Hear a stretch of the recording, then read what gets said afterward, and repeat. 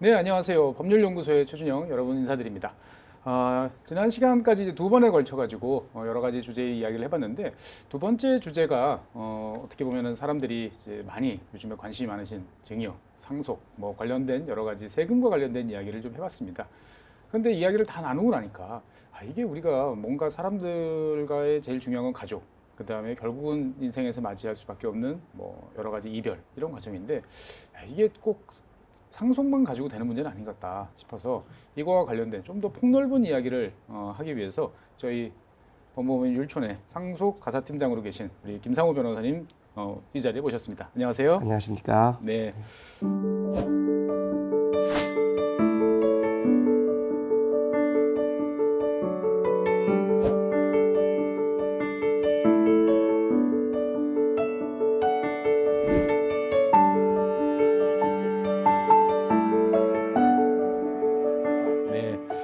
사실 변호사님께서는 얼마 전에 책도 한 권 내셨죠? 네, 네, 바로 요 앞에 있습니다. 있는 책입니다. 보면 네. 예, 책 제목이 저는 되게 인상 깊었습니다. 아직은 가족, 끝까지 가족. 네. 네. 이게 사실 이제 법률서로서 이렇게 쓰기 시작을 했고, 이제 일반인들에게 이제 상속, 뭐 증여, 그리고 가족과 관련된 여러 가지 분쟁에 대해서 이제 알리는 칼럼으로 이제 시작을 했는데, 네네. 그것들을 모아가지고 이제 책을 만들게 됐습니다. 예. 뭐 이렇게 너무 간단하게 겸손하게 이제 말씀해 주셨는데 사실 내용을 보고 있으면 참 와닿는 어떻게 보면은 남의 저런 일이 있구나라는 것도 있지만 나한테 저런 일이 온다면 하는 여러 가지 사항들이 참 많이 있고 근데 그것을 풀어내는 방식이 참 변호사님 이 외모와 비슷하게 아주 따뜻하고 차분하게 말씀을 해주시니까 한 권씩 이제 사서 보시면 되겠고 오늘은 그 중에서 이제 몇 가지 이야기들 네. 가지고 한번 이야기를 좀 해보려고 합니다.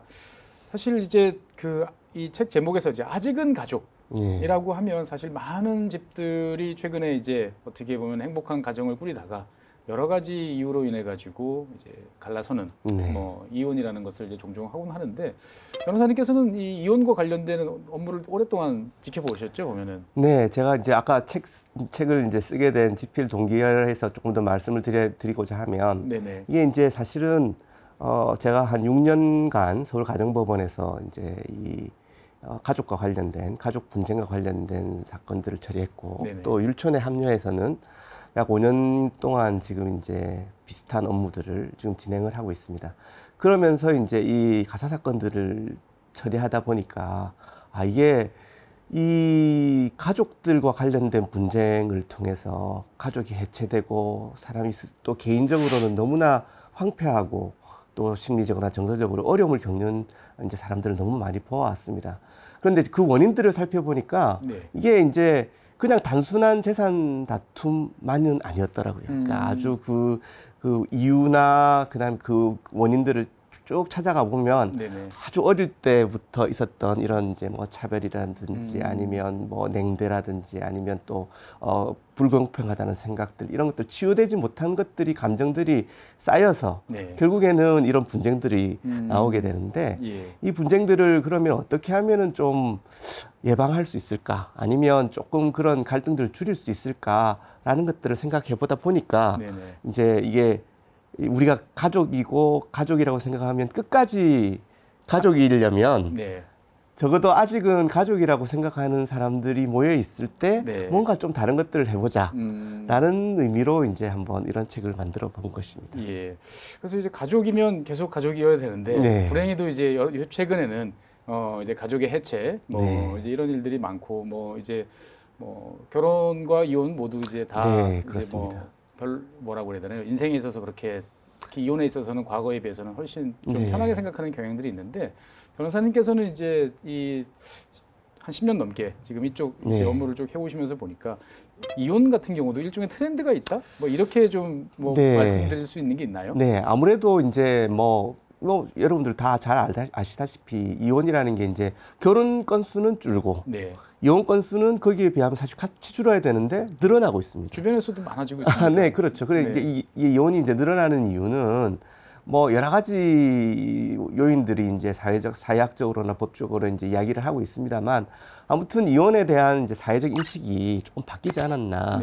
그리고 이제 그런 동기도 예전 같으면 뭐 폭행이 전형적으로 뭐 이제 폭행을 당하거나 아니면 바람을 피거나 이런 뭐 전형적인 이혼 사유가 있어서 헤어지는 것 네. 이런 것들이었는데 지금은 이제 내가 내 자아 실현에 맞지 않다. 내 경제적으로 뭔가 계속 이 혼인을 지속하는 건 어렵다. 아니면 내가 행복 추구를 하는데 이 결혼이라는 게 걸림돌이 된다. 하면 이게 뭔가 예전처럼 가정을 지키고 뭐 애써 지키고자 하는 이런 동인 네. 이런 생각들을 다 안 하고 쉽게 헤어진다는 이런 점이 또 있는 것 같습니다. 결국 내가 더 중요하다라는 사회적 그렇습니다. 트렌드 네, 변화. 네. 네. 최근 들어서는 또 보통 우리가 이혼 그러면은 젊을 때 아니면 네. 애들이 어릴 때 이렇게 네. 많이 생각을 했는데 요즘엔 나이 들어서 하시는 분들 같은 경우도 많잖아요. 그렇습니다. 황혼 이혼이라고 네. 보통 이야기 되는데 그러면 이런 사실 황혼 이혼 같은 경우는 더 고려할 것들이 많나요, 적나요? 네, 뭐 황혼 이혼도 일반적인 이혼이랑 비슷하다고 할 수는 있습니다. 그렇지만 이제 황혼 이혼이라고 이제 뭐 그게 뭐 딱 법률적으로 정해져 있는 이야기는 아닙니다만 네네. 아무튼 이제 혼인 기간이 길고 네. 또 이제 그 이혼을 하려는 시기가 이제 인생의 황혼기이고 뭐 이런 것들 때문에 이제 여러 가지 이제 조금 더 세심하게 고려해야 될 부분이 있습니다.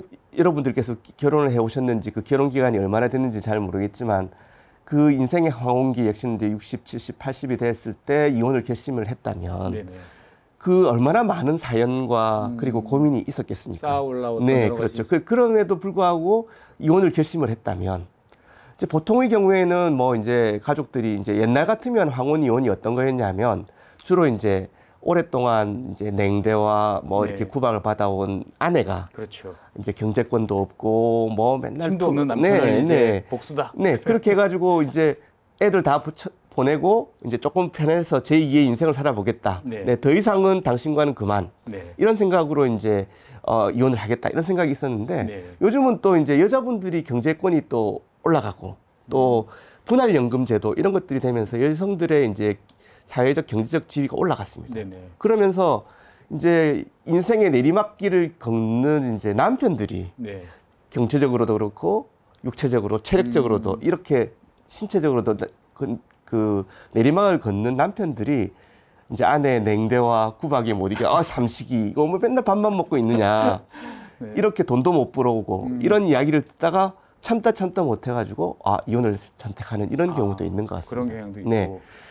그래서 이제 이 황혼 이혼의 경우에는 이제 뭐 그런 제2의 출발, 새로운 출발, 그리고 지금까지 억눌려 왔던 것들을 새로 이제 시작한다는 이런 면에서는 이제 앞으로 지금까지 쌓여왔던 이제 더 악화시키지 않고 그리고 새로운 인생을 살핀다는 점에서는 좀 좋은 점도 있지만 이게 또 결국 이혼이라는 게 한 가정이 둘로 나뉘어지게 되면 이제 일단 생활비도 2배로 들고 식비도 2배로 들고 주거비도 2배로 들고 그리고 이제 연령이 오래되시기 때문에 체력적으로나 또 신체적으로 아픈 점이 있고 외로움도 있고 그래서 이게 반드시 황혼 이혼이 좋은 솔루션만은 아니다. 개인의 행복을 추구하는 수단으로서 뭐 이게 좋다라고 말씀드리기 어렵다. 뭐 어쩔 수 없이 그렇게 할 수 있는 부분도 있지만 그것만이 이제 해결책은 아니기 때문에 그 장단점과 그 향후에 어떤 대책을 가지고 있는지에 대해서 좀 심각하게 고민을 하신 다음에 진행하는 것이 좋겠다.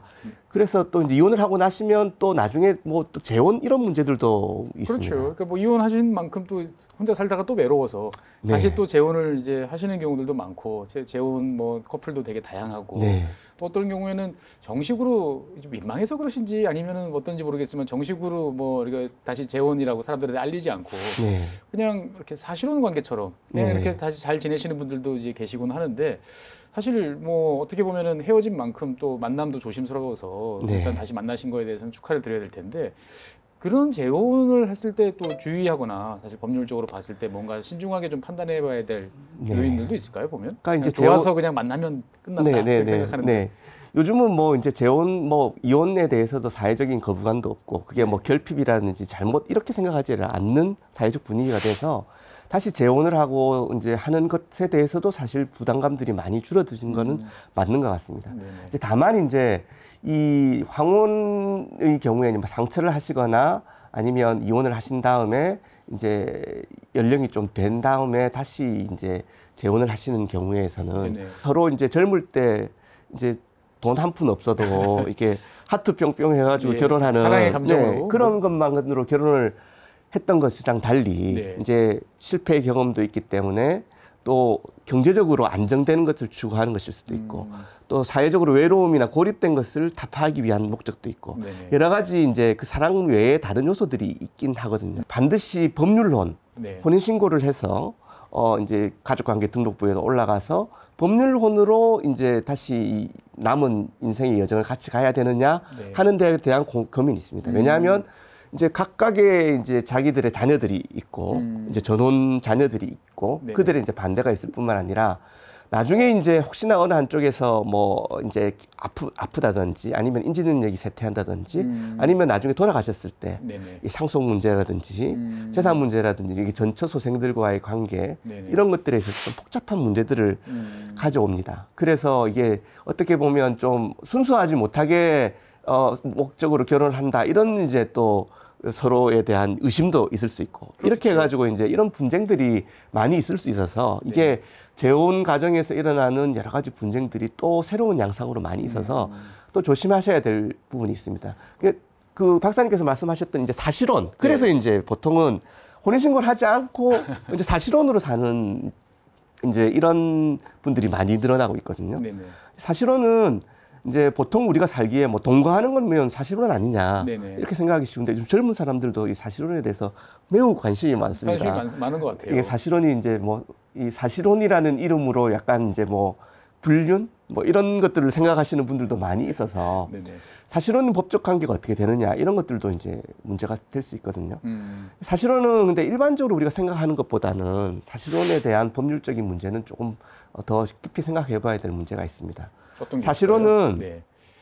기본적으로 이 혼인의 의사가 있어야 되고, 결혼을 하겠다는 예, 거죠. 혼인의 의사가 있어야 되고, 그리고 혼인 관계에 관련된 이제 이 부부 공동 생활이라고 하는 뭐 경제적으로든 정서적으로든 사회적으로든 부부가 함께 공동 생활을 한다는 그 실체가 있어야 합니다. 같은 집에 살아야 되고 네. 한 지붕 아래 살아야 되고. 그렇게 하면서 다만 혼인신고, 네. 혼인신고를 안 하는 이유는 뭐 여러 가지 있겠죠. 아까 말씀드렸다시피 뭐 부모가 반대해서일 수도 네네. 있고, 자식들이 아니면 반대해서. 자유롭게 살기 위해서도 있을 네네. 수도 있고, 또 자식들의 반대를 하여서 아니면 나중에 복잡한 상속 문제를 회피하기 위해서. 예. 그러니까 혼인신고만 안 했을 뿐 일반 그 결혼 생활과 똑같아야 합니다. 그러면 보통 어떤 경우에 이제 사실혼 관계를 인정이 되느냐 네네. 하는 걸 보면은 이제 보통 이제 전혼 배우자에게 전혼 자녀들에게 뭐라고 불리는지, 결혼식은 했는지, 결혼식은 했는지. 그럼 동거 기간은 얼마나 되는지, 그러면 뭐 동창 모임이라든지 가족 모임에 부부의 네. 이제 배우자로서 배우자의 자격으로서? 참여하는지, 뭐 그다음에 뭐 여행을 가는지, 서로 뭐 증여나 재산적 기여를 했는지, 이런 여러 가지 요소들을 고려해서 이제 사실혼 여부를 판단하는데, 네. 이 사실혼 여부를 판단하는 게 중요한 이유가 사실혼이 성립이 되면 법률혼에 준하는 보호를 해줍니다. 우리나라에서.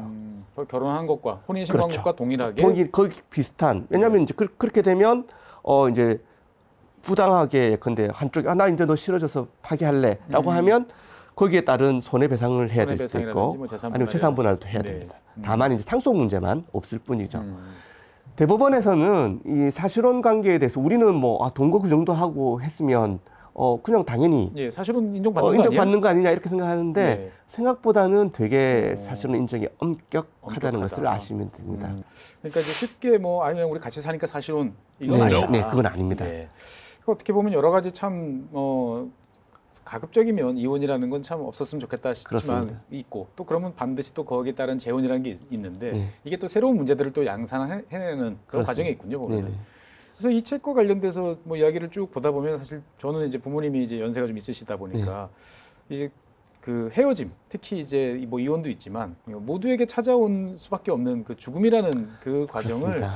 이 책을 보면서 좀 이렇게 회피하는 게 아니고 좀 적극적으로 미리 생각하고 해줘야 뭐 같이 있던 사람 아니면 남을 사람들한테 좀 도움이 되겠다라고 생각이 많이 들었었거든요. 네. 근데 사실 변호사님께서도 이제 이런 경우를 이제 많이 보셨을 텐데 보통 우리는 죽음 그러면 피하고 싶잖아요. 막 도망가고 싶고 가급적 입에 안 올리고 네. 싶고 그런데 이것을 이제 만약에 우리가 준비하지 않았을 때 네. 겪어야 될 어려움들 뭐 이런 것들이 뭐 혼란 이런 상황들이 혹시 있으면 좀 말씀해 주시면 네, 좋겠습니다. 이게 사실은 이제 이 책을 쓰게 된 주된 동기도 그런 것들인데 이제 어떻게 보면 우리가 내가 죽었을 때 어떻게 될까? 죽었을 때를 미리 준비를 해서 준비를 한다는 것은 네. 정말 쉽지 않습니다. 그 준비라는 게 보통 어떤 영역에 있을까요? 글쎄 이제 내 재산과 관련된 재산과 부분, 관련된 그 다음에 거. 네. 내가 이제 소중했던 부분, 이제 근데 내가 무엇을 남길 수 있을까 이 사회에 그리고 내 친척과 내 친한 가족들에게 어떤 사람으로 기억될 수 있을까 하는 것들에 대한 것들이죠. 네네.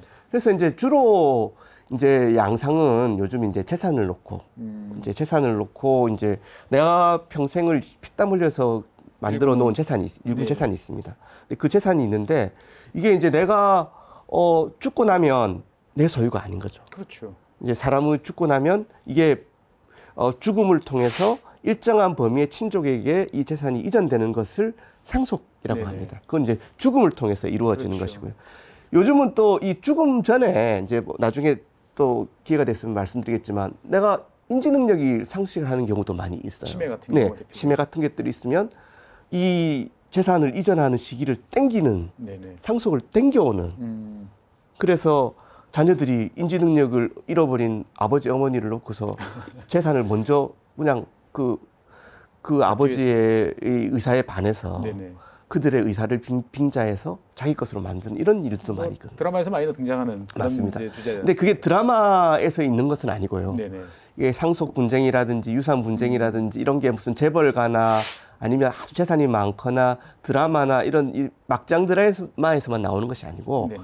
우리 주변에서 뭐 아파트 한 채만 두고서도 네. 아니면 심지어는 임대 아파트 보증금 몇백만 원만 놓고서도 그런 분쟁이 일어날 수도 있습니다. 그 아까 말씀드렸지만 이게 서로에 대해서 이제 상속 문제를 뭐 이야기하기면 아주 복잡합니다만 이제 상속인들이 여러 명이 있으면 네.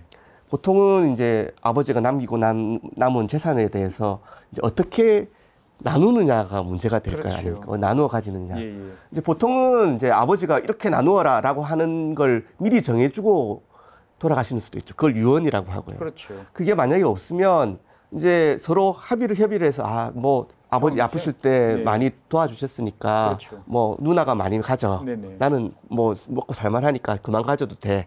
뭐 이렇게 아주 화기애애하게 잘 지내는 가족들도 많이 있습니다. 네. 그런데 이제 많은 경우에는 또 이게 서로 이제 똑같은 팩트를 놓고도 서로 다르게 보거든요. 가사 사건의 특징인데. 또 분명 팩트는 하나인데 그렇죠. 느끼는 이게 거는 각자가 다 다르죠. 어떻게 보통 느끼냐면 보통 나는 받은 게 적고 너는 받은 게 많다라고 생각합니다. 부모님이 돌아가신 부모님이 너는 좋아했고 나는 안 좋았고 너는 유학비도 다 대줬고 너는 결혼할 때 아파트도 사줬는데 어릴 때 맛있는 반찬도 해주시고 오빠 도시락에만 있었던 계란 후라이 자기 도시락에는 한 번도 본 적이 없는 계란 후라이 그런 게 이제 이 분쟁의 씨앗이 되는 거죠. 그러니까 결국은 이제 제일 중요한 것은 뭐 어떻든 저떻든 남겨놓은 재산이라는 거와 관련돼 있는 그렇습니다. 여러 가지를 미리 잘 정의해서 그렇죠. 누군가한테 내 의사를 반영해서 그 뜻을 정확히 남겨놓는 게 제일 중요하다. 그렇습니다. 라고 정의를 할 수 있을 것 같은데 그걸 이제 유언이라고 이제 보통 그렇죠. 이야기하지 않습니까? 근데 우리가 영화나 이런 걸 보면은 이제 미국 영화나 특히 유럽 영화나 보면 유언장을 수시로 막 이렇게 고치지 않습니까? 그렇죠. 뭐 캐비넷에서 꺼내든지 아니면 변호사분을 모셔와가지고 뭐 다시 이렇게 하는데 우리나라에서는 사실 그런 문화가 사실 잘 없지 않습니까? 이제 그렇습니다. 그러다 네. 보니까 정말 그래 내가 죽고 난 다음에 이 재산을 어떻게 해야 되지? 라는 고민 앞에서 유언이라는 것들을 또 누구한테 공식적으로 해놓는 것도 좀 민망하다 보니까 이것이 이제 잘 뭔가 정립되지 않은 그런 면이 좀 있는 것 같은데 사망 전에 그러면 나의 의사를 밝힐 때는 어떻게 하는 게 가장 확실한가요? 뭐? 네, 이제 그래서 이제 우리가 아까 말씀드렸다시피 상속이라는 게 어떤 의미고 이게 재산이 어떻게 넘어갈 것이고 네네. 그다음에 내가 이렇게 자식들에게 복이 되려고 남겨놓은 재산이 독이 될 수도 있다는 것을 미리 알면 네. 이제 내가 내 사후에도 내 노후에도 내 재산을 어떻게 할 것인가를 미리 정해놓을 수 있습니다. 이걸 그렇죠. 유언이라고 하는데 네. 유언은 이제 두 가지 요건이 필요합니다. 내가 유언할 때 유언을 할 수 있는 맑은 정신이 있었어야 된다는 점. 두 번째는 이제 유언이라는 게 돌아가시고 난 다음에 그분이 돌아가시고 난 다음에 유언자가 돌아가시고 난 다음에 효력을 발생하는 것이어서 예, 예. 이게 이제 이 유언자의 진위에 의한 것이냐 아니냐 위조된 것이냐 아니냐 이런 것들이 네. 되게 다툼이 많이 여지가 있습니다. 그래서 법률에서는 엄격하게 그 형식을 요구하고 있습니다. 형식적 요건이 있군요. 예, 그래서 이제 우리 민법에서 정하는 요건은 5가지인데요. 이제 자기가 모든 걸 다 스스로 써야 된다는 손으로 써야 됩니까? 그 손으로 써야 됩니다. 타이프로 하면 안 됩니다. 네, 자필 증서에 의한 네. 유언, 그다음에 비밀 증서에 의한 여기 소위 말하는 이렇게 봉투에다가 이렇게 뭐 앞에다 봉해놓고 예. 뭐 이렇게 하는 그런 요건이 필요한 그 비밀 증서에 의한 유언이 있고요. 그다음에 녹음에 의한 녹음에 의한 유언이 있고요. 그다음에 공정 증서라고 공증인 앞에 가서 하는 유언이 있습니다. 누군가 이게 확실하다라고 증인을 서줄 수 있는. 그리고 요즘은 조금 뭐 많지는 않지만 구수 증서에 의한 유언이라고요. 네. 이제 아프거나 이제 막 아주 위급한 상황이 왔을 때 네네. 불러주고 이렇게 받아쓰게 하는 구수 이제 불러주고 받아쓰게 하는 이런 형식이 있는데 네. 이 형식은 매우 까다롭게 봅니다. 아까 말씀드렸다 그러니까 이 5가지 다. 네, 그래서 아까 자필 증서에서 만약에 주소가 빠졌잖아요. 네. 주소를 써야 되거든요. 몇 월 며칠 어디 뭐 예컨대 제가 주소가 만약에 양재동이면 네. 뭐 서울 서초 그 강남 서초구 양재동 몇 번지 이렇게 써야 되는데 네. 서울 양재동에서 이렇게 쓰면 무효가 됩니다. 유언 전체가. 그러니까 완전히 등본에 있는 그 주소 그대로 꼭 등본에서 일치한 주소는 아니지만 그래도 주소로서의 형태를 다 갖춰야 합니다. 효력을 발휘할 수 있어요. 네. 야, 이거 생각보다 상당히 어렵고 많은 분들이 놓치실 것 같은데 갑자기 이제 드는 생각은 요즘에 스마트폰 많지 않습니까? 네네. 시간도 다 타임도 다 찍히고 있으니까 그냥 스마트폰을 딱 켜놓고 내가 그냥 이렇게 이야기를 해서 이걸로 가름할 수는 없나요? 보면? 네, 맞습니다. 뭐 영화 같은데 우리 보면은 앞에 캠코더 놔두고서 이제 막 자기가 남기고 싶은 사랑하는 사람에게 아니면 사랑하는 가족들에게 남기고 싶은 이야기들 녹음을 해가지고 이제 나중에 그게 돌아가신 다음에 딱 배달이 돼가지고 딱 뭐 틀어보고 막 울고 뭐 이런 것들이 나오지 않습니까? 그럼 그게 과연 유언으로서 효력이 있느냐? 이게 사실은 아까 말씀 5가지 중에 녹음에 의한 유언, 나머지는 다 서류들이거든요. 그래서 말로 한 것을 이제 녹음한 것을 이제 효력이 있느냐, 그걸 따져야 됩니다. 우리 뭐 다 핸드폰 하나씩 스마트폰 가지고 있기 때문에 그걸로 하는 유언, 그게 녹음이 되어 있으면 유언으로서 당연히 효력이 있습니다. 다만 이제 이게 내가 유언을 어떻게 하겠다라는 취지랑 그다음에 여러모리랑 성명 이런 것들을 잘 밝혀야 되고 거기에 증인이 들어서 이게 이렇게 유언하신 게 맞고 나는 증인 누구누구다라는 것들이 다 녹음되어 있다면 그래서 이제 이 녹음에 의한 유언의 형식을 다 갖추고 있다면 당연히 스마트폰에 의한 유언도 효력이 있습니다. 효력이 있다. 예. 하지만 그냥 개인적으로 그냥 내가 남겨놔야지. 이거는 그거는 이제 유훈이라고 해서 덕담 이런 거죠. 사랑의 고백 뭐 이런 거밖에 안 되는 거죠. 그래서 이제 보통 유언을 이제 하면 제일 중요한 거 무슨 재산은 아파트는 누구 주고, 땅은 어디 가고, 선사는 뭐 누구한테 이렇게 되는데 그러다 보면 부모님 입장에서 봤을 때는 정말 괘씸하고 어떻게 보면 나랑 인연이 1도 없는 아주 그냥 처음부터 수십 년 동안 안 본 자식들도 있을 가능성도 있지 않습니까? 그렇습니다. 근데 이제 그런 자식들이 이제 갑자기 나도 자식인데 왜 안 주느냐라고 이제 종종 이제 들이닥쳐가지고 문제가 이제 되는 경우도 있는데 실제로 그런 경우들이 많이 있죠. 많이 있습니다. 이제 소위 말하는 이제 이게 유언은 내 재산이잖아요. 내가 가지고 있던 재산을 내가 내 자유로 누구에게 물려주는 건데 그거를 그러면 안 돼. 다 주는 건 안 돼. 일부는 떼놔야 돼. 라고 하는 거를 나라에서 법으로 정할 수 있는 게 맞느냐? 이런 근본적인 문제가 저는 안 맞는 것 같아요. 아니 돌아가시면서 내 재산에 대해서 내가 이렇게 이야기를 하는데 맞습니다. 왜 국가가 그동안 세금 열심히 가져간 국가가 도와주는 거 없이 갑자기 또 그렇게 이야기를 하나? 이게 소위 말하는 유류분이라고 하는 이제 그런 제도인데요. 이 유류분이라는 게 이제 옛날에 농경 시대 때는 이제 그 논밭하고 그 논밭을 끄는 농기구인 이제 소 뭐 이런 것들이 전 재산인 세상이 있었습니다. 다 가산이라는 개념이죠. 가족의 재산이라는 개념이 있었는데 이거를 예컨대 어떤 사람에게만 한 사람에게만 상속에만 주고 다 몰아주고 나머지는 이 사람들은 먹고 살 수가 없는 겁니다. 생존의 문제가 있었던 거죠. 그래서 이 남겨진 이제 상속에서 배제된 사람들의 기대권과 생존권을 보호하기 위해서 그 이제 자기가 원래 받을 수 있었던 상속분의 일정 부분은 떼서 네네. 유언을 이렇게 하더라도 요거는 그 유언으로 이익을 많이 본 사람한테 달라고 할 수 있는 이런 권리를 마련해 두자라고 하는 것이 유류분이라고 하는 것입니다. 예. 그러니까 한편으로는 취지는 뭐 생각해 보면 그래, 그럴 수도 있어라는 생각이 드는데 이게 생각해 보면 유언이라는 그 가치와 또 충돌돼서 그렇습니다. 더 복잡하게 일을 만드는 문제가 맞습니다. 이게 이제 같아요. 제가 뭐 사실 상속제도의 지뢰밭이라고 할 수 있는데요. 네. 이게 어떻게 보면 이게 상속이라는 거는 돌아가신 시점에 남아있는 재산을 나누는 것이 원래의 아이디어란 상속에 생각하고 있었던 겁니다. 네. 근데 이제 옛날에 뭐 생전에 줬던 거, 유언으로 줬던, 유언이라는 것은 그 시점에 보면 남아있는 재산이 아니거든요. 그렇죠. 그런 것들까지 다 때려 넣어가지고 일정 부분은 너한테 줘라고 하면서 유언의 자유를 침해하는 것이 네. 문제다라고 해서 지금 이제 뭐 소위 말하는 헌법재판소에 많은 이제 이게 나와 있습니다. 그래서 이제 이게 과연 지금 우리나라는 뭐 사촌들까지 네네. 이 유류분을 받을 수 있는 권리가 있거든요. 근데 이제 뭐 일본이나 프랑스나 이런 영국 같은 나라에서도 유류분 제도는 아직도 다 있습니다.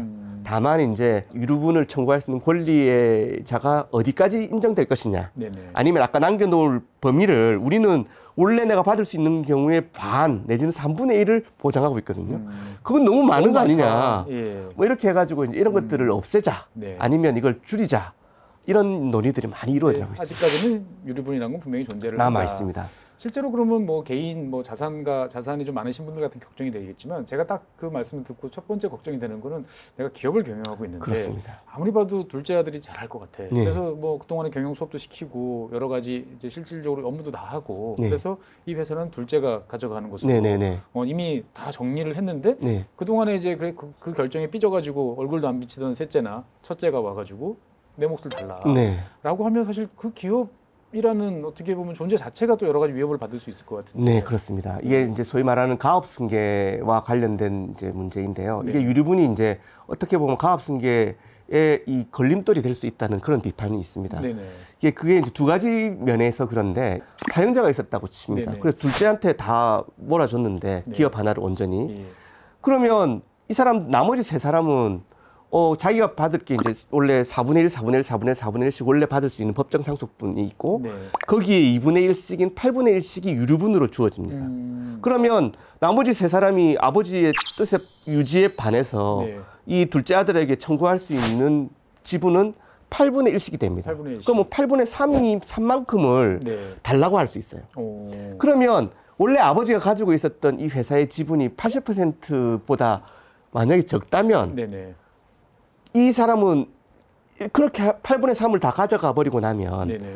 과반수를 유지하지 못할 수도 있습니다. 회사에 대한 지배권이 오히려 위협받을 수 그렇죠. 있겠군요. 그러니까 예컨대 뭐 1, 2% 가지고 지배권이 문제가 생긴다든지 아니면 외부에서 적대적인 M&A가 들어온다든지 이런 문제가 있었을 때는 네네. 이 회사를 가질 수 없는 이런 문제가 생깁니다. 이게 이제 이 지분 그 유류분의 비율과 관련된 것이고요. 예, 예. 또 하나는 이 유류분의 반환 방식의 문제입니다. 어떤 식으로 나눠 예, 보시나요? 이게 예컨대 상속 재산이 여러 개가 있을 때 예, 예. 이게 아까 그 기업도 있을 수 있고 뭐 부동산도 있을 수 있고 현금도 있을 수 네네. 있는데 이게 유류분 반환은 원칙적으로 원물 반환이라고 해서 네. 자기가 받은 거를 그대로 그거에 몇 반을 내놓아야 되는 겁니다. 회사에 그러면 얼마? 그렇죠. 그다음에 뭐 토지에 얼마? 그렇죠. 그래서 나는 만약에 이제 그 형제들이 나는 주식의 8분의 1을 내놔라고 네. 하는데 아니야 난 돈으로 줄래. 음. 그게 안 된다는 거죠. 서로가 합의하면 모르겠으나 그렇죠. 되죠. 그게 그렇죠. 아니라고 그러면 무조건 그 주식- 원물 반환 원칙을 이게 원칙입니다. 원칙이라서 그렇게 되는 경우에는 정말로 이게 문제가 생기고 네네. 그래서 이제 소위 말하는 이제 근데 부동산도 뭐 이렇게 건물 하나를 온전히 물려주고 싶었다. 다른 사람들은 딴 걸 줬는데 네네. 근데 건물에 대해서 유류분을 행사하면 소위 말하는 알박기 같은 게 되는 거죠. 그래서 그 가끔 이제 등기부등본 띄워보다 보면은 갑자기 지분 뭐 8분의 1, 6분의 1 이렇게 그렇죠. 이렇게 해서 등장하시는 분들이 네. 다 그런 경우군요, 보면. 그래서 이제 형제들 사이에 이게 돌아올 수 없는 다리를 건너게 되면 네네. 이제 그런 걸 가지고 분쟁이 계속 양상되는 겁니다. 이제 기업 경영이라든지 지배권이라든지 그리고 뭐 이 건물에 대한 이 관리 문제 이런 것들을 네. 가지고 문제가 생기기 때문에 이게 어떻게 보면은 돌아가시기 한 10년 전부터 작업을 해도 쉽지 맞습니다. 않겠다는 생각이 드는데요. 이게 가업 승계에서 그런 문제가 있기 때문에 네. 이제 이런 원물 반환의 원칙에 대해서도 조금 손을 봐야 된다는 문제도 있고요. 이제 가업 승계에 대해서 이제 아주 좀 오랫동안 네. 미리 계획해서 미리 이제 승계 원칙을 받는다든지 아니면 승계자에 대해서 이야기한다든지 네. 또 하나 아니면은 이제 나머지 가족들이 이제 거기 이제 그 기업을 물려받는 나머지 가족들에게 네. 네. 상처받지 않도록 충분히 다른 재산들 다른 걸로 예, 마련해 주든지. 만족시켜서 이제 미리 그런 분쟁을 줄이는 방법이 있겠습니다. 그러면은 이제 그 이런 경우는 없을까요? 미리 이제 그래서 다 아버지가 이제 이야기를 해서 회사는 둘째지만 셋째 네. 넷째한테는 너희들한테 현금이나 계속 네. 넉넉하게 네. 해줬어. 그런데 이제 그렇게 다 했는데 막상 돌아가시고 나니까 이 회사가 그 사이에 이제 많이 커지고 네. 좋아 보인다라는 거죠. 네. 그러면은 이 다시 유류분을 행사를 해가지고 네. 나는 아버지 앞에서 합의했던 사항을 치우고 그렇습니다. 청구를 할 경우도 당연히 있습니다. 이거는 이제 그 피상속이 돌아가시기 전에 했던 상속재산 분할 협의는 네. 전부 다 무효입니다. 물론 서로 오케이를 하면 그게 그대로 가지고 문제가 없겠죠. 없지만 네. 이제 말씀하셨다시피 부동산도 예컨대 다 하나씩 사줬어요. 네. 이 비슷한 이야기로. 이제 이제 한 채씩 아파트 주공 아파트 옛날에 1970년도에 몇 천만 원 하던 예. 주공 아파트를 하나씩 사줬는데 네. 이게 시간이 지나가지고 몇십억 뭐 몇백억 하는 지금 재건축 아파트가 생긴 네. 사람이 있고 예. 그 당시에 뭐 사업한다고 그걸 팔았던 사람도 있고 그렇죠. 그 다음에 중간에 이제 판 사람도 있고 네네. 그러면 이 사람이 가져간 이 아버지로 받은 이 상속의 유산의 몫은 뭐로 평가를 해야 할까요? 지금 현재 시점 아니면 돌아가신 시점 예. 아니면 받은 시점 네. 아니면 처분한 시점 어려운 문제입니다. 어려운데요. 예, 법률적으로는 특별수익이라고 하는데요. 네네. 이걸 어떤 시점에 어떤 방법으로 평가할 것인가 하는 것들이 예. 이 유류분이나 상속 분쟁에 있어서 진짜 중요한 문제입니다.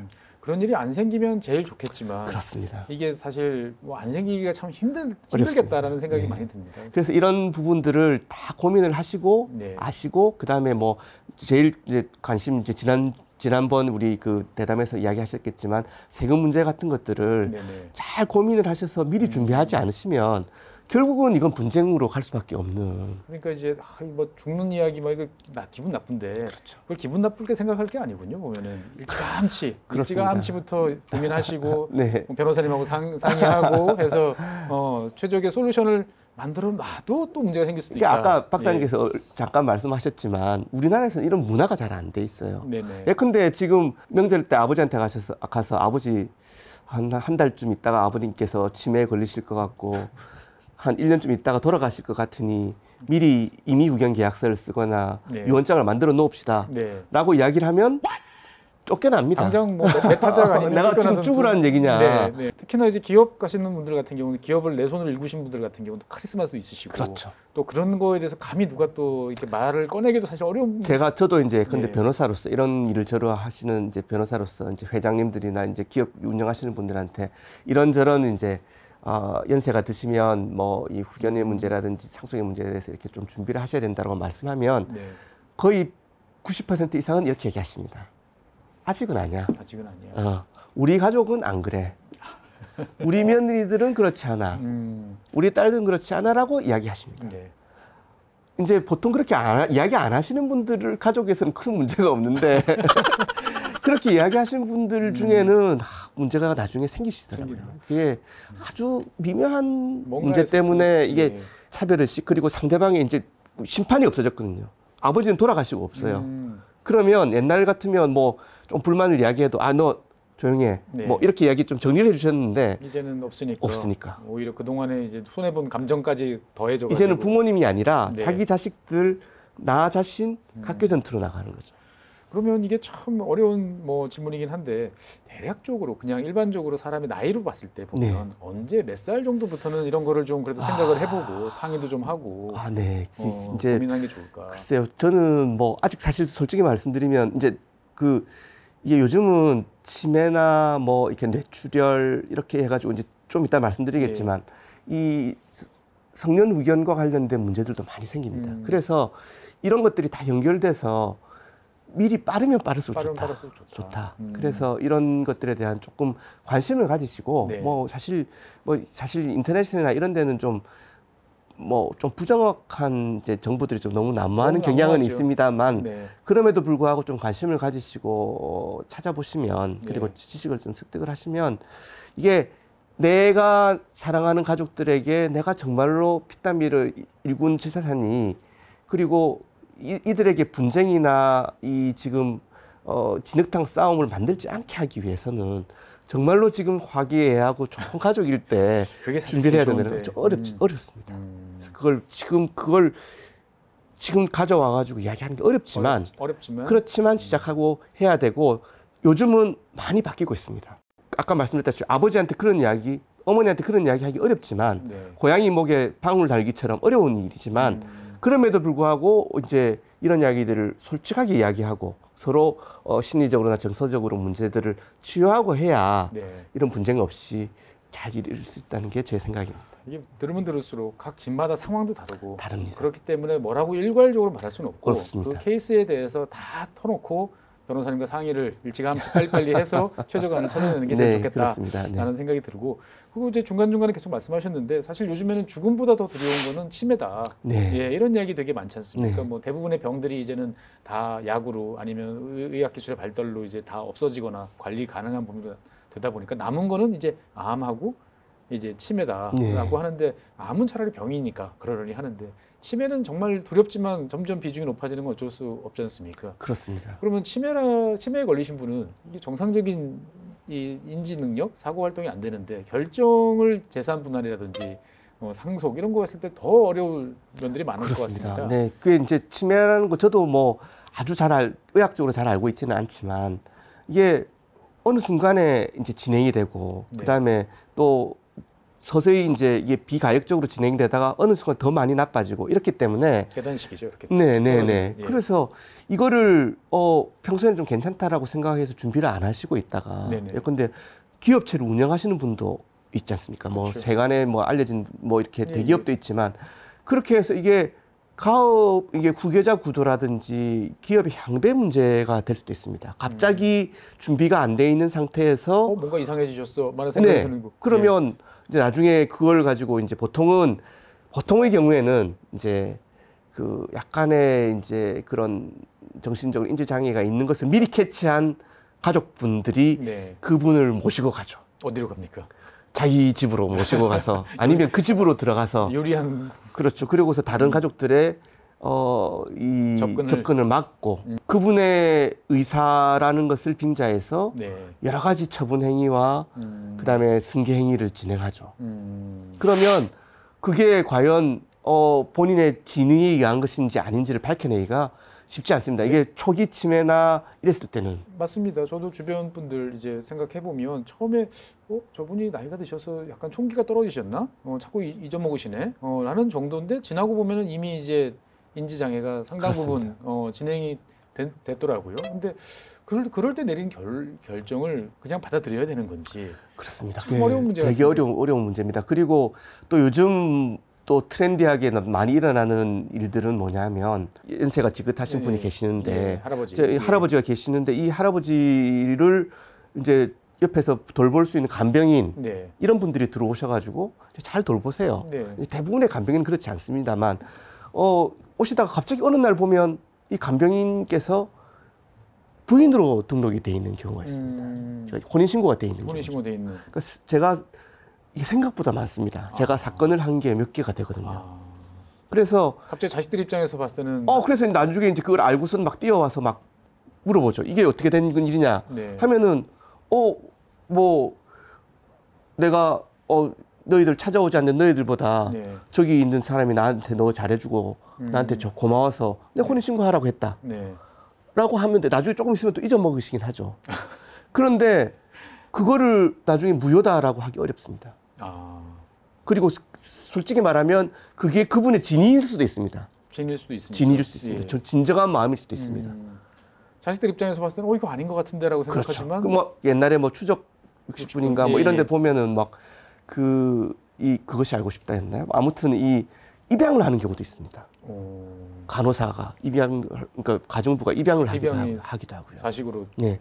왜냐하면 자식들이 잘 없는 게 자식들이 있는데도 입양을 하게 되면 상속분이 이제 2분의 1로 나눠서 가져가는 그렇죠. 거죠. 나는 이 양딸이 제일 좋아서 네. 입양을 했다. 근데 나중에 입양 무효 뭐 재판이 있을 수도 있고 아까 혼인 무효 판결이 있을 수도 있고 이런 문제들이 생기는 거죠.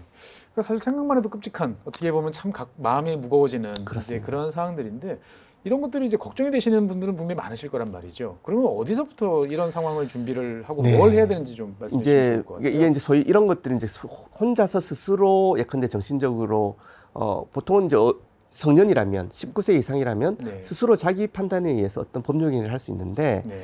뭐 아까 말씀드린 치매라든지 아니면 뇌출혈이라든지 뇌병변이라든지 아니면 요즘 뭐 발달 장애라든지 조현병 이런 등의 이 정신적 질병이나 노령 이런 등등의 이유로 혼자서 스스로 이제 법률 행위를 할 수 없는 사람들을 도와주는 제도가 성년 후견 제도인데 성년 후견 제도라는 건데 이제 후견인을 세워서 대신하게 해주는 거죠. 네네. 사실 이제 뭐 여러 가지 이 이념이나 이런 것들을 말씀드릴 것이 많습니다만 아무튼 준비를 하기 위해서는 이제 내가 그런 것들 준비 안 하고 예컨대 이제 정신을 잃었으면 이게 법원에서 누가 이제 이 사람의 후견인이 될 것인지 그리고 어떤 업무들을 도와줄 것인지를 정하게 됩니다. 법원에서 네. 법원의 결정으로. 네. 그러면 아까 말씀드렸다시피 이제 서로 만약에 이게 가족들 사이에 다툼이 있으면 서로 후견인이 되겠다라고 하는 경우도 있고 아버지한테 재산이 없으면 서로 후견인이 안 되겠다고도 합니다.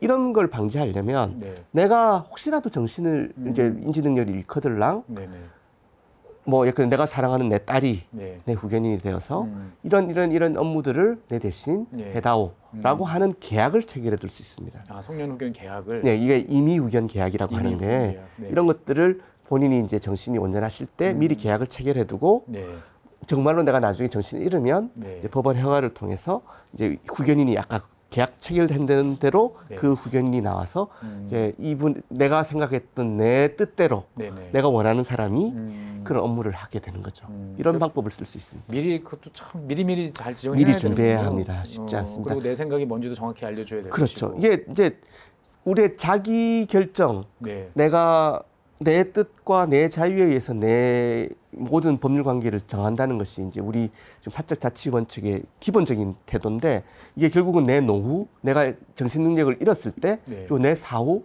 내가 사망한 이후에도 내 뜻이 실현될 수 있도록 하는 것에 대한 장치가 아까 이제 말씀드렸던 임의후견 계약이라든지 유언이라든지 유언 대용 신탁이라든지 이런 것들입니다. 제도들은 여러 가지가 존재를 있습니다. 하고 요즘은 아까 말씀드렸죠. 약간 이제 그런 것들에 대한 인식이 바뀌어서 근데 내가 너무 무의미한 치료는 나중에 안 받을래. 연명치료. 연명치료에 관련된 부분, 사전의료 지시서, 그다음에 내가 내 시신을 의료기관에 기탁할래. 뭐 이런 것들에 대한 사람들의 인식이 점점 바뀌고 있어서 이런 것들을 준비해 놨을 때 분쟁도 줄어들고 내 뜻을 온전히 실현할 수 있다는 것입니다. 근데 이 성년 후견도 말씀 듣다 보니까 또 한 번에 이 고양이 목에 방울 달기, 방울을 도대체 몇 개를 달아야 될지 잘 모르겠는데 그러니까 이를테면 이제 뭐 아버님 밑에서 이제 뭐 가업을 이제 승계 훈련 지금 하기 위한 준비를 이제 하고 있는데 아무리 봐도 아버님이 좀 근데 아버님은 아니라고 부인하시고 사실 자식 입장에서 봤을 때는 걱정이 될 수밖에 없는데 이럴 때 자식이 뭐를 어떻게 할 수 있을까요, 보면? 이게 이제 사실은 요즘 임의후견 계약을 하는 게 약간 번거롭기도 하고 이게 도대체 뭐냐라고 하지만 아니 이게 내가 혹시라도 문제가 생겼을 때 내가 정말 믿을 만한 사람이 내 회사를 운영하게 한다든지 내 재산을 관리하게 한다든지 이렇게 하는 것이기 때문에 이거는 사실 유언보다 조금 말씀드리기는 쉽습니다. 왜냐하면 만약에 문제가 생겼을 때를 대비해서 보험은 들잖아요. 내가 만약에 정말로 예기치 못했던 재산을 했으면 그런 것처럼. 저도 뭐 정기보험제 들고 있는데. 그래서 그런 식으로 이제 준비를 해놓지 않으면 이게 가업 승계의 문제도 사실은 아주 많은 문제들을 일으킵니다. 그러니까 실제로 보면 어떻든간에 약간의 껄끄러움, 뭐 혼날 것 같은 뭐 이런 두려움 뭐 있지만 솔직하게 이야기를 하는 게 그 머리를 맞대고 이야기를 하는 게 제일 좋다. 그래서 제가 이제 사실은 이제 저한테 이제 그런 것들을 물어보는 이제 이전 받아야 되시는 분들이 물어보시는 경우에 아니 그런 분들도 있고 물려주신 분들도 이제 요즘은 많아지셨습니다. 미리 생각하셔서 이런 게 있다던데 어떤 건지 알려달라고 하는데 물려받으시는 분들 쪽에서는 아직은 아버지가 그런 생각이 없으시다. 네. 그럼 어떻게 해야 되냐 이런 것들을 많이 그렇죠. 물어보세요. 많이 물어볼 것 그래서 같습니다. 그때는 이제 제가 이제 이렇게 하면 그걸 준비 안 하시면 이런 문제가 생긴다라는 이런 칼럼 같은 것들을 이제 그 책상 그동안에 위에다가 이제, 네, 써놓으셨던 이제 마루에 책상 위에다가 그냥 올려놓고 네. 보시면 이게 한번 읽어보시면 이럴 수도 있구나. 슬쩍 넛지군요. 이렇게 푹 네, 찔러가지고. 네, 네. 이제 그런 것들 이야기하다가 제가 이런 책을 또 써서 실제로 그런 사항들이 많고 생각보다 많습니다. 그러면 그 뒤집어 보면은 그건 어디 신문 칼럼이나 누구 텔레비전에 나오는 케이스가 아니고 나한테도 올 수 있다. 바로 나에게 올 수 있는 그런 생각으로 이 사항을 바라봐야 되겠군요. 그렇습니다. 네.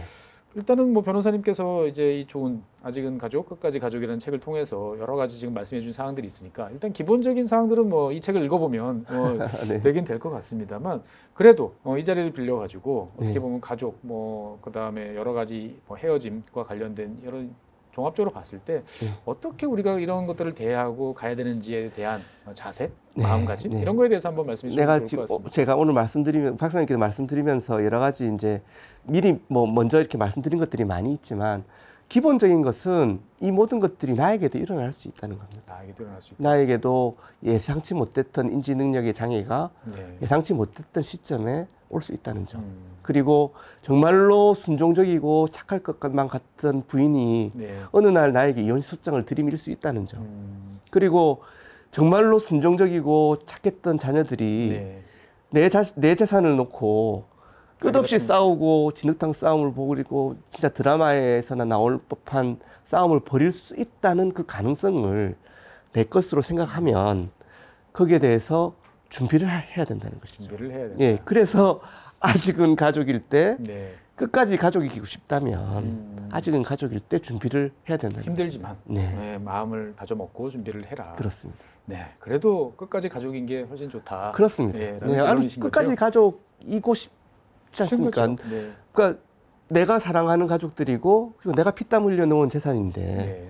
그것이 그리고 이 재산을 내가 언제 어떻게 물려주느냐도 중요하지만 내가 이것을 통해서 이 자녀들이 나를 뭘로 내 배우자가 무엇으로 나를 추억할 것인가 그리고 내가 어떤 모습으로 기억될 것이냐 하는 것을 고민하자는 것이 이제 제 생각입니다. 어떻게 보면 현실 직시 이 말로 또 정리를 해볼 수 있을 것 같습니다. 네, 오늘은 누구나 한 번씩은 다 겪을 수 있고 내 경우가 될 수 있는 뭐 죽음, 그다음에 이혼, 그다음에 상속 등과 관련된 여러 가지 이야기들을 많이 해봤습니다. 제일 마지막에 해주신 특별한 경우가 아니고 나한테도 그 사항이 될 수 있다라는 마음가짐으로 잘 준비하시다가 어려운 일이 있으면 우리 변호사님 찾아뵙고 상의를 드리면 좋겠습니다. 네, 오늘 준비한 법률연구소 사항은 이렇게 여기까지고요. 다음 시간에 새로운 주제로 여러분들을 찾아뵙고 또 좋은 말씀 드리도록 하겠습니다. 지금까지 시청해주신 여러분 대단히 감사하고요. 나와주신 변호사님 감사합니다. 네, 감사합니다.